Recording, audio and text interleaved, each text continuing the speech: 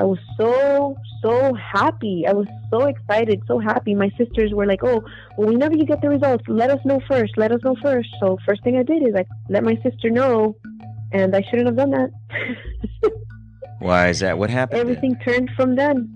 Everything turned. It went from everything was great and fine and we were really good with each other to them shutting the door on me and never speaking to me again.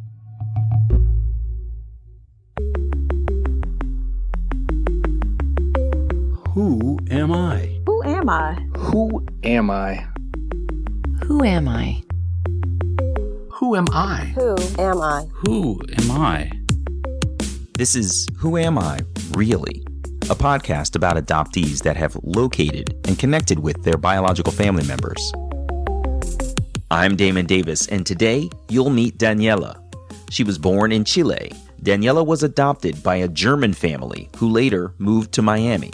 She was out of place in her family and out of place in a new country. During her teen years, she was seen as a problem, given psychotherapy, and medicated when, in reality, she was just passionate in her own self-expression.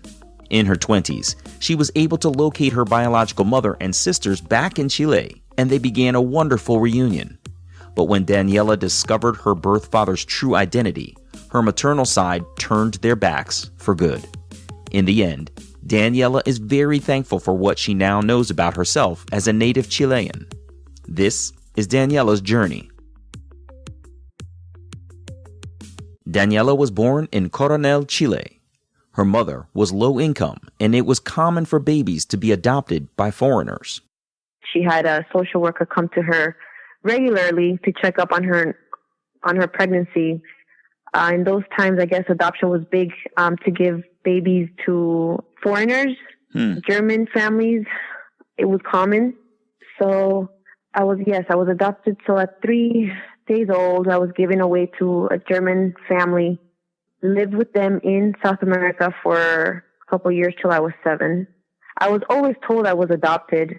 I just always thought I was told I was special. Mm-hmm. And everything was fine. I believed that whole special story until I started going to school and sharing the fact that I was special. And how did that go over? That wasn't good. I was like, oh, I'm special because I'm adopted. And then the reaction I started getting from people wasn't, you're special. It's are you okay? Are you sad? Do you know your mom? And that's when I started thinking, when I was 7 years old, I was like, I don't know my mom. This is a sad reaction. Maybe I should be sad. I don't know. Maybe I am sad. And that's when I started kind of exploring my own feelings into how I really felt about adoption. Daniela said she never felt like she belonged. Keep in mind, she's a Latina woman in a German family. All of the conversations about how her adopted brother looked like her adopted mother would never apply to her. Interestingly, she did have a Chilean aunt who was adopted by Daniela's grandmother. She was abused in Chile, so she chose to flee the country when Daniela's grandmother left. I went back to Daniela's mother's circumstances for a moment because it struck me that the social worker visited her more than once, and it sounded like there was a system for getting foreign families Chilean babies. It sounded predatory to me, so I asked Daniela about it. I got the sense from what you described with your birth mother that she was solicited by the social worker, like they were watching her and suggesting. Yes. Yeah. Really? So it was very predatory. She told me the social worker. Yes, that's what my birth mother told me in the beginning when we spoke. When she would speak with me, she told me that the social worker would come around, basically started making rounds through the church and visit her quite often, telling her, that she could give me a better life if she would give me up and all these things. And that it would be easier because she doesn't have the resources. And that's how it was in those days. Coercion. According to my mother. Around what year was this? 1986. Okay. Wow. Daniela lived in Chile with her new family for 7 years until they relocated to Miami, Florida. That's where things went from bad to worse for Daniela. She was in a family that she didn't look like, in a country that was unfamiliar, and her teenage years were around the corner. She was struggling mentally, and her family knew it. The differences between Daniela and her family were becoming more apparent. I just went from not belonging to completely lost. And my adopted family started taking me to see therapists and psychologists growing up, because, see, it's different when it's culturally different. I express myself in a different manner. Of course, I come from a different culture. Mm-hmm. My German family, they express themselves differently. So I was very extreme to them. So they resorted to medication and psychologists. I was always kind of considered unstable. When I hear you say that, I have my own preconceived notions about someone of South American descent versus someone of white European descent. But I want to hear how you would describe the differences in how you express yourself versus how they express themselves. Where it always went wrong was when we disagreed on things. And me, I express myself. I'm very passionate. I wear all my emotions on my sleeve, and that's just not, growing up, I always thought there was something wrong with me because I was like that, because I was very expressive and passionate. You know, when when there was a disagreement, I show it with my body, with my facial expressions. My voice can get louder, but it's not necessarily in a hateful way. It's more just, I'm passionate about what I'm saying, and I speak it differently. My whole body expresses itself differently, and yeah, exactly. Yeah. And my adopted family, they are more reserved, very German, straight to the point. There's no expression in the way they move. It's just a different way. So I was always different. There was something wrong with me because of the way I was. She says therapy was a tough experience for her because she was forced to acknowledge her feelings that she felt her life was purchased. Looking back now, I see how sad it really was, because I remember one time my therapist asked me to draw how I felt. And I remember drawing nothing just but a black circle, because I didn't want to be there and I was angry. I would tell her how I felt, that I was bought, I was chosen, because my parents wanted a girl, so they went to the hospital and looked for a girl. They wanted a baby girl, not a grown girl, so they got a baby girl. You know, had they wanted a boy, they would have gotten a boy. And it's like going to the pet store and choosing out the puppy that you want, right. Female or male, or I always felt bought. She was prescribed medications for happiness, antidepressants, concentration, and all kinds of conditions until she was 13. Around that time, Daniela was getting wise to the language of therapists, but she learned the hard way what kinds of things to say and what language to avoid. Well, I remember one time backlashing and being completely open, because they tell you to tell them everything. And I did. And I told them how, I would get really sad and I felt like I don't belong and I don't want to be a part of the world. And everything went crazy. Then my parents started watching me all the time, making sure the door was open. My privacy was completely gone. It's like I got penalized for being honest. You were on a suicide watch. Correct. So that's when I learned, okay, I can't be completely honest. Yeah. Yeah, you learn very quickly. I'll never say that again. Exactly. Yeah, no, and I was very depressed. The older I got, the worse it got. I was in the hospital, I did try. I didn't care about myself. You attempted suicide? Yes, I did. I'm sorry to hear that. I'm glad you're here today. Oh, well, thank you. Yes, I didn't care. Yeah. I felt like nobody wanted me. My own parents didn't want me in the world. Why am I here? I was a mistake. Yeah. I wasn't even supposed to be born. That must have been so difficult. When you got out of the hospital, what changed for you then? How were things different? You've survived this attempt on your own life. What was different on the other side? Or was it still the same? It wasn't different. It was still the same. It's just I got smarter. I learned in learning how to hide things from the rest of the world, knowing who I can trust, who I can't trust. And I figured out quickly I really can't trust anybody. She was doing poorly in school in Miami, so Daniela was attending alternative schools. When she was 16, she was enrolled in summer school, but she showed up late to school twice, and those two tardies were grounds for dismissal. At that time, her adopted mother was down in Chile visiting her own mother. Daniela's mom and dad didn't feel they could trust her at home for the summer, so from Chile, her mother invited Daniela to join her down there in Concepcion, just south of the capital, to spend the summer with her. She packed her bags for the trick invite back to her homeland. So I went there. I packed, my suitcase. I went down there. And once I was down there, she says, "Oh, would you like to stay here?" And I just said, "You know what? It just felt like, you guys don't want me back over there. I'll just stay here." And I stayed.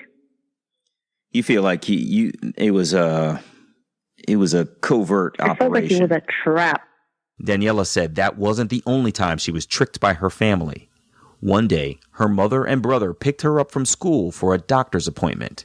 They took me to the hospital, and it was weird because I'd never gone to a doctor appointment inside the hospital. But I was like, okay, maybe I'm seeing a new psychologist. And then when we went in, the doctor sat in front of me and said that I will be staying there, that I won't be leaving the facilities. And it turned out it was a psych ward.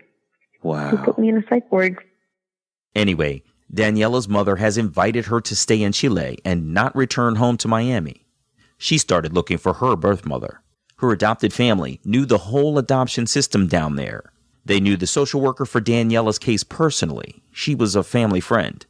So the social worker had given her family a ton of identifiable documentation with her birth mother's full name, social security number, and date of birth, and her sister's comprehensive information too. Everything she needed to actually find her people. And she says, whenever I wanted it, that she can give it to me. So I asked for it, and there it was. So I started my search. But I don't think she really thought that I would find my birth mother, because when I did, it was a big betrayal. Like, she did not react how I thought she would. Before we got to the betrayal, I wanted to hear about the actual search for her birth mother. Before attempting a trip to Coronel, 2 hours south of Concepcion, she needed an address to know specifically where she was going. Daniela, 16 at the time, cleverly and confidently went to the office where people pay their water bill and said she needed the last known address for the woman, and they gave it to her. She showed the address to her adopted mother, who confirmed that's where Daniela's biological grandmother lived. You would think that being in her home country and acquiring the woman's address would have motivated her to head down to Coronel to meet her birth mother, but she didn't. I sat on it. I didn't go. I didn't have the guts or the courage. I was scared to go over there because all my life I thought she didn't want me. So I was scared. I had fear. I put it in the back burner. I didn't pursue. I was just scared. How long did you sit on it? I sat on it until I was 20. So you lived in Concepcion for 4 years before you went down there. What did you do in the meantime between? So I assume your adopted mother was only there for a visit. So she wasn't there the entire time, your whole 4 years. She left. How did your life change in her absence? How did you start over in Chile? I had a boyfriend. And because I was in such a weak state of mind, I got into a bad relationship. So I lived with my boyfriend and his family for that amount of time, and it wasn't a healthy relationship. It was abusive, emotionally abusive, and physically abusive. Eventually, I ended up getting pregnant, and that's when everything changed. How so? Because as soon as I was pregnant, I left. I had a reason. Before that, I didn't have a reason to be alive or to care about myself or anything really. So I just didn't really care. But as soon as I was pregnant, I had my own child. All of a sudden, it's like I had a reason to fight, to live. Daniela's daughter gave her life purpose. She left her boyfriend, moved out of their house, and ended the relationship. She contacted her adopted mother with a plea for help, then returned to the United States to have her daughter. But she moved back to Chile with her daughter. She tried to make it work down there, attending college, but it was all too much. Daniela returned to the United States when she was 20 years old. When I remarked that she had traveled back and forth quite a bit, she agreed. I did. It's the whole nomadic, I don't know where I belong feeling. I'm sure you can imagine her relationship with her adopted family was very rocky, and she couldn't stand being in their home. Social media was just taking off, making it easy for Daniela to find a relationship online, and she did, in California. So she moved. She told me about that transition. It was fine. I mean, I met a good man. He's a very, very good man, very good father. He took good care of my daughter. It was great. He proposed within 1 month, and everything happened really fast. I got married within the next year, and then that's when I had my dream. And what was that? I had a really scary dream. I woke up one morning. I mean, the last thing I remember, I woke up, I remember I saw my mother. I saw my birth mother in my dream, and she was beat up, her face black and blue, and everything was black. It was just her standing there, just beat up, looking at me. Oh, man. And I woke up, my heart racing, hands sweating, just terrified. Daniela went to social media armed with her identifying information and started searching for her family. She didn't find anything online for her birth mother, so she searched for her sister's name. So I picked 3 of them that I thought kind of looked like me, but I didn't know these people. So I just picked 3 women that kind of looked like me, and I reached out. And one of them wrote back saying, "How do you know my mother? Who are you? Is this a sick joke?" And what did you say? I have a picture of when I was a baby in the hospital with my birth mother, and I sent that. "Is this your mother? I'm looking for her." Because it's my mother. I'm looking for my mother. And she just, that's where everything took off. She didn't believe me in the beginning until I sent her that picture. And then she was shocked because she had no idea that I existed. Wow. So she believes you now. What happens next? She told her mom, which is my birth mother, and my birth mother, she tried to deny it. And when my sister showed her the picture, there was no denying it. She couldn't deny it anymore. But she was upset that the secret was out, because it turned out that my birth mother had an affair with her husband's brother-in-law. So while her husband was in jail because her husband turns out that he was abusive, she messed around with the brother-in-law, and that's how I came along. Oh, man. So no wonder she was open to the coercion then. Yeah, she didn't want anybody to find out. Daniela's return revealed her birth mother's secret. She was still in California, and her birth mother was in Coronel, so all they could do was speak by phone. But her birth mother wouldn't talk much. She was uneasy about Daniela's return. Daniela's older sister continued to speak with her, though. I asked her how her sister acted toward her. She felt sorry for my mom. And that's the thing that I don't understand to this day, is that people always think about themselves first. They don't think about the other person or how it was for me. She was just putting all the dots together of her growing up and seeing her, like, her mom sad. And she always told me that her mom was, which is my mom, is very secretive, have always been to herself. And my sisters were basically raised with their aunt because my mom was off, out and about. That's how she's been. It's always been a life like that. Daniela's sister wasn't empathizing with her at all. But the family was okay with meeting her, so in 2009, she planned a solo trip back to Chile, leaving her daughter behind with her husband. I went down to Chile, and I saw my mother, and everything was good. It was a good relationship. She was skittish when we saw each other. She just wanted time with me by herself, and she wanted me just to keep things between us. She didn't tell, we only told her mom, which was my grandmother, about me and her sister, but she didn't want anybody else to know anything. I asked her who my father was, and she just told me, "Oh, we're fine the way we are, we don't need anybody else. And your father, he has his own family and he doesn't know you exist. So it's better this way." Oh, wow. How did that make you feel, to be held a secret still? Terrible. I hated it because I want to know who my father was. Mm-hmm. Even though growing up, I was angry at both of them. I always blamed my father because I always thought, oh, it's because she didn't have support from a man that, she had to give up her child.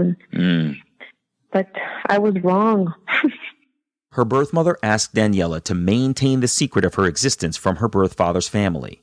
Once again, she was not empathizing with Daniela, who hasn't known who her first family was for all of her life.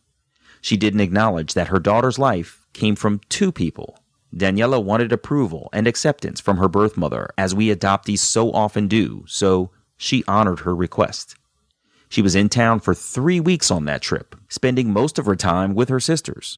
I spent more time with my sisters than I did with her. I saw her. I spent the night over at her house one night, and she's just very quiet, she observes me a lot, just asks questions about my life. She says that she wanted to make sure that I went to good family, but I don't know how she wanted to make sure. I mean, I don't even know how much of this is true, because she has issues, you know? So how was she's quiet, she's observing you. How was your time with your sisters? Oh, it was nice. We were so much alike. We all laughed the same. You know, they said I was the most that looked and acted like my mother, and they were just tripped out about that. They were just, you are the one that is the most like her, and you didn't even grow up with her. I thought that was pretty crazy. Yeah, that's gotta be nuts. Yeah, I mean, I walked with my mom and her brother down the street. Her brother didn't know who I was. We were walking down the street, and the brother looked at me and said, you know, you look a lot like she did when she was little. And he didn't know that we were related. He didn't know that I was, you know, his niece. Really? But I look a lot like I took after my birth mother, yeah. How did that make you feel? I felt proud and sad, because it's sad. They lived a whole life, and I wasn't part of it. I asked Daniela what it was like to leave her family after 3 weeks in reunion together. It was very sad. It was sad because they wanted me to stay. They felt like the sister. I mean, we all felt it, like, you know, the sister bond. I never had that before. I mean, I grew up with 2 adopted brothers. I never knew what it was like to have a sister, and it was really nice because we were all open with each other. And it was really sad. It was hard to leave, you know. It was hard to leave, and just thinking about the fact, I'd always crossed my mind, like, I could come back here, you know. I could come back and live here, but I had a daughter already and a husband, and it always seemed very daunting. It just seemed very difficult. Yeah. Well, I presume you had established a life. I mean, once you've gotten married, you know, you've got a family, your routines, your job, you've got stuff that you have back in California that can be hard to uproot for something as new as this relationship too, right? Exactly. Yep. But I was naive, you know. I thought it would have been good, but you know, like, time always shows, and time did tell, and things changed after some time. Coronel is a small mining town. Needless to say, word got out about Daniela's existence, specifically to her paternal half-sister, who reached out to Daniela through social media. She sent me a message. You are my sister. You know, your father wants to get to know you. He's very sick, and he wants to see you before he gets any sicker, and a very drastic email. And I didn't know what to think of it. I was completely taken aback. I didn't know what to trust or who to believe or anything. So I reached out to my sister from my mom's side, and I said, you know, this girl's reaching out, and they completely blew it off. They're like, oh, don't trust her. Those people are crazy. You know, they're a bunch of Indians, and all the racism started to come out. Don't trust them because they're natives. They're just, you know, they're ignorant Indians. They wish, you know, they're crazy, blah, blah, blah. But of course I was still curious, like, wait a minute. Yeah, right. You know, right. Like, why would she take such interest? Daniela was confused, so she decided she would settle the mystery. She bought a paternity test from CVS Pharmacy, sent it to her friend in Chile, who drove it to her alleged birth father's house. Her friend sent his test sample back to the States. The results were... he was my father. Wow. What did you think when you saw that? Yes, I screamed. When I got the results, because they emailed you the results, I was so happy. I was so excited, so happy. My sisters were like, oh, well, whenever you get the results, let us know first. So first thing I did is I let my sister know, and I shouldn't have done that. Why is that? What happened? Everything turned from then.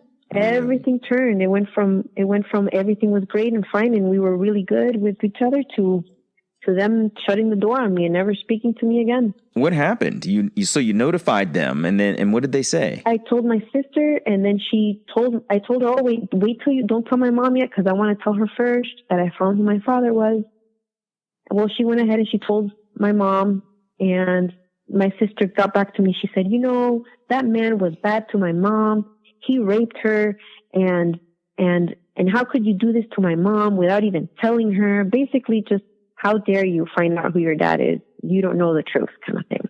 My mom said that she had gotten raped and just making herself the victim. When none of this was brought up before. Before she just told me different names of a man. She told me a completely different name, but not to tell him anything because he has his own family, and it was a completely different person. Oh, is that right? It was not who I found out. Yeah. So this was not the person whom you thought it was. It was a totally Correct. Different guy. Really?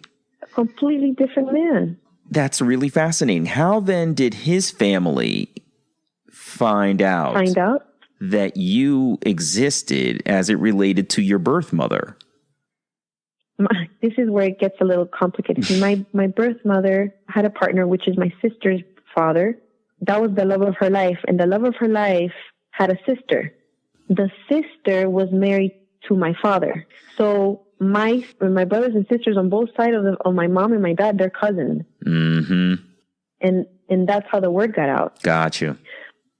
But your mother tried to steer you off track and named someone else completely. Correct. What a complex situation. So Daniela's sister believed everything their mother said about being raped when none of that trauma was raised before. Remember, the sisters simply said that Daniela's paternal side were part of the family and they just didn't like them for discriminatory reasons, not criminal ones. If it had been a violent act, Daniela feels like her mother would have expressed what a painful time that was in her life. But she never did that. The whole thing was fishy. Daniela called her birth mother to check in. So I called my mom just to see what was going on, and she just answered the phone and said, I don't ever want to hear about you. Don't call me. I want nothing to do with you ever again. And she hung up on me. And that was the end of that. That was very painful. That was the second rejection, and that was so tough, so hard to deal with. What did you do? How did you get through that? I don't know how I got through it. Just thinking about it now is very hard. Daniela was in touch with her maternal side for 5 years before the fiery end to their relationship. She was left to know only her paternal side of the family. She wanted to meet them, so she planned yet another trip back to Chile in 2016, a year after receiving her affirmative test results. This time, she was headed even further south to another town. I'll let Daniela tell you its name so I don't mess it up. It's called Arauco. She visited her family on native ancestral land. It was amazing. It was beautiful because it's in the middle of the nature. He showed me the whole territory of my grandfather's territory, which was, there was beach, there is river, there's lake, there's waterfall, and there's forest. It was just everything, nature, beauty possible. That's amazing. Was there. It was amazing. He told me the history, of my grandfather and how he was murdered by the government, and because the government took over the land for forestry industry. And that's when I started to really get to know the issues between the indigenous communities and the government in Chile. And it was very interesting, very informational, just very rich and sad and everything. It was crazy. That sounds crazy. Wow. But how interesting for you to be able to hear some of your family's history and understand more about your own heritage. Yes, everything started to make sense. Like growing up, I was always told, "Oh, you look like Pocahontas," and all that stuff, and I hated it. Like I hated being told that I look Indian, because I didn't really know what I was, but I just thought like, oh, they're making fun of me. But it turns out, you know what? I am Indian. Wow. I am indigenous. That is so cool. Yeah, that connection back to your own heritage and sort of a clear identification with whom you're connected to is so important and really fascinating. It's unbelievable. Oh yeah, no, I totally embraced it 100% because everything started to make sense. Everything in my own struggles within myself just started to make sense. This is why I always got along better with animals than I did with people. This is why, I was always so empathetic towards, the environment. I've always been, just more in touch with the earth. I think it was, I always felt like betrayed by people. So I just always cling to the other side, the nature, the animals, being outdoors, being more of a loner kind of person. And it makes sense now. Hey, I'm indigenous. That's why. The trip sounded really great, but I wanted to know about the paternal relationship. Daniela sounded thankful that she finally learned her birth father's side of the story. My mother, when she was pregnant, she stayed, even before she was pregnant, she was staying with that family, with my father's family. Before she was pregnant and during the pregnancy, they stayed in the same house. Wow. Okay. Yeah, and he kind of had an inkling that I was his daughter, but she denied it. She denied it all the way. They actually wanted her because they knew that she wanted to give me up for adoption. They asked her. My father's wife told me that she asked my mother to give me to her. Really? Said, no, don't give her away. Give us the baby. They wanted me. What did you feel when you heard that from them? Oh, heartbroken. It's like my whole life, I always felt like nobody wanted me. And here was my father and his family. They knew of my existence. They didn't know I was his daughter, but they wanted me. They wanted to take care of me. And my father told me that something, that he always knew that, he kind of knew that he wasn't sure because she denied it, but something in him, he says that every Christmas, it was always sad. He used to be an alcoholic, and my birth brothers would tell me how he would get drunk and just cry and cry and cry and cry, and he wouldn't say why. Just be so sad about everything. And they told me that one day he took out a picture, and it was a picture. Oh my gosh, this was really crazy. Mm-hmm. They had a picture of me and my adopted family when we were living in the United States, when we first moved to the United States when I was 7 years old. They had a picture of me. Really? How did they get that? They got that picture because when my father lived, my adopted father, when they were in Chile, see, my father was a pastor. So he was doing ministry in that town of Coronel where I was born. And he, of course, became friends with the people of the church of the town. And when he adopted me, people in the town, of course, started talking. Well, she looks a lot like my brother. I looked a lot like my birth brother. Mm-hmm. So when they sent the picture to their friends in Coronel, one of the friends took that picture to my father and said, she looks just like your son.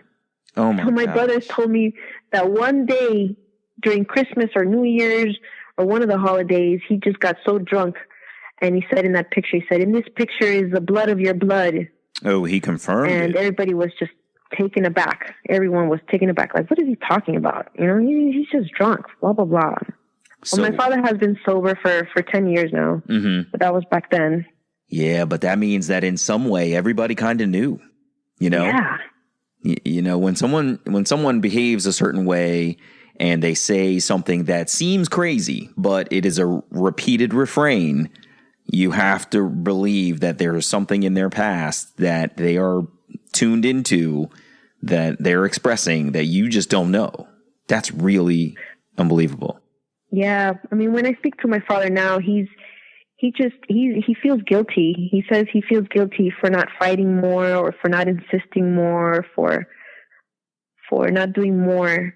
But he says, I mean, they're very poor. I mean, they don't have the resources, to look or to search or any of that stuff. And he just feels guilty for not fighting more.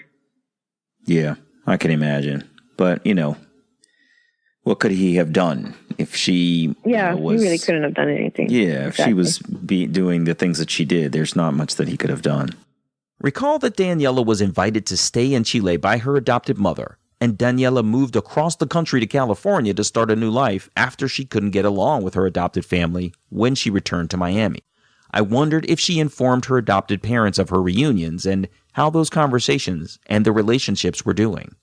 When I told my adopted mom about finding my birth mom, she just got scared. She's like, I promised her that we weren't going to look for her. I made her a promise, and now I'm breaking the promise. She was a little bit upset, which made me upset. But since then, it's just been, my adopted mom wants to get involved. She wants to go meet the families. I just kind of want to keep her away from it, separated from it. Why is because that? My adopted mom, she means well. I know she doesn't do things to be malicious.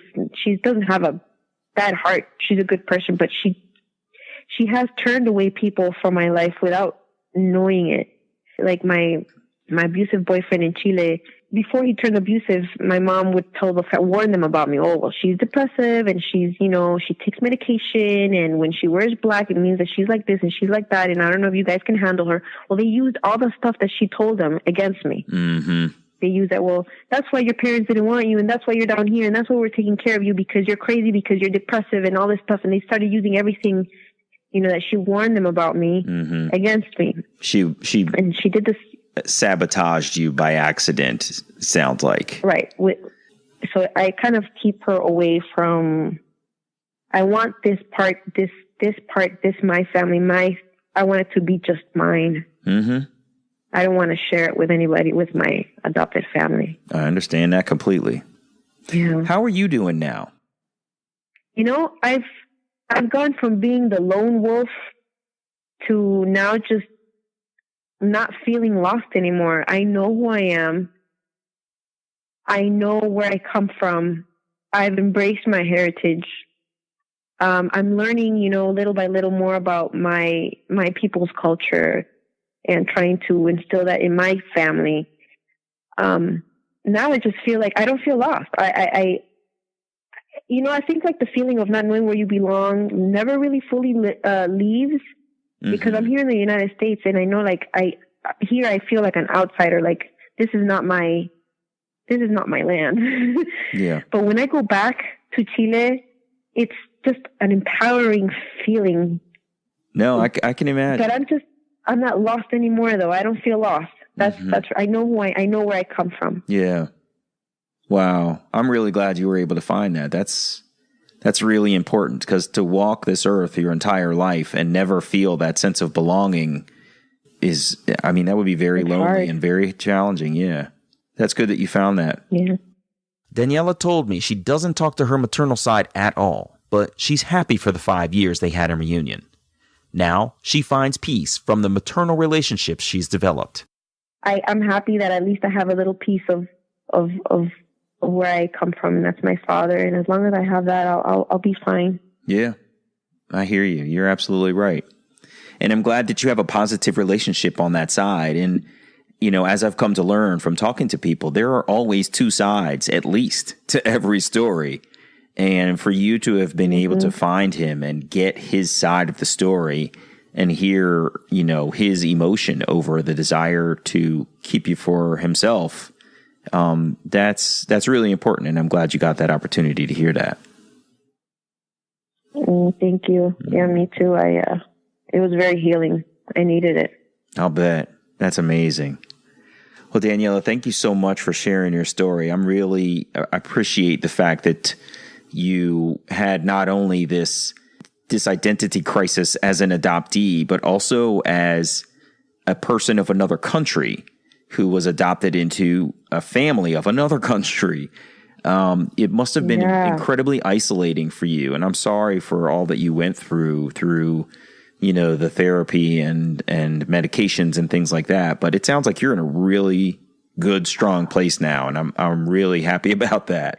Yeah. I mean, I think adoptees we all have this sadness, this depthness to us, this depth that other people who are not adopted don't know or wouldn't understand. And I think that depth in sadness or whatever emotion it is, it makes us spiritually more advanced, I feel like, to non-adoptees who don't know what it's like to feel this way. Like I'm only 32 years old, and I feel like I'm 50. I feel like I've lived through so much emotionally that I'm already like 50 years old in spirit. Yeah, you've lived a lifetime, both in what you've endured in your family and what you've been through in trying to reunite with your biological families. I mean, it's a lot. These are life adventures, and you've experienced them at an early age. Yeah, it's exhausting. Yeah. Grateful. I hear you. I'm glad you're in a good place now. Thank you so much for sharing your story, Daniela. I appreciate it. No, thank you for listening. Of course. All the best. Take care, okay? Talk about it a lot. I'm Thank sure. you. Sure. Take care. Bye-bye. Bye-bye. Hey, it's me. Daniela's story shines a light on the coercion that influences many adoptions. While I know that heavy influences are inflicted on some pregnant mothers, it was hard to hear Daniela describe the predatory trolling that the social worker did to finally get her away from her birth mother. However, it also sounded like her birth mother had a lot of shame for how Daniela was conceived and was prepared for deception when it came to Daniela's birth. A perfect storm. I was sorry to hear the struggles Daniela faced as an outsider in her family, how adoption and a lack of attachment to her true identity made her feel like she wanted to end it all. A lot of adoptees have suicidal thoughts, but there's help for you. You can call the National Suicide Prevention Hotline 24 hours a day at 1-800-273-8255 if you feel like you need to talk to someone. They're there to listen. That's 800-273-TALK. In the end, Daniela learned that contrary to what she felt her whole life, she was always wanted by her birth father, and knowing that has filled a huge hole in her life. I'm Damon Davis, and I hope you'll find something in Daniela's journey that inspires you, validates your feelings about wanting to search, or motivates you to have the strength along your journey to learn, who am I, really? If you would like to share your adoption journey and your attempt to connect with your biological family, please visit whoamireallypodcast.com/share. You can choose to share your whole story, maintain some privacy about parts of your journey, or share completely anonymously. You can find the show at facebook.com/WAIReally or follow me on Twitter at WAIReally. And please, if you like the show, you can support me at patreon.com/WAIReally. You can subscribe to Who Am I Really on Apple Podcasts, Google Play, or wherever you get your podcasts. And while you're there, it would mean so much to me if you would take a moment to share a rating or leave a comment. Those ratings can help others to find the podcast too.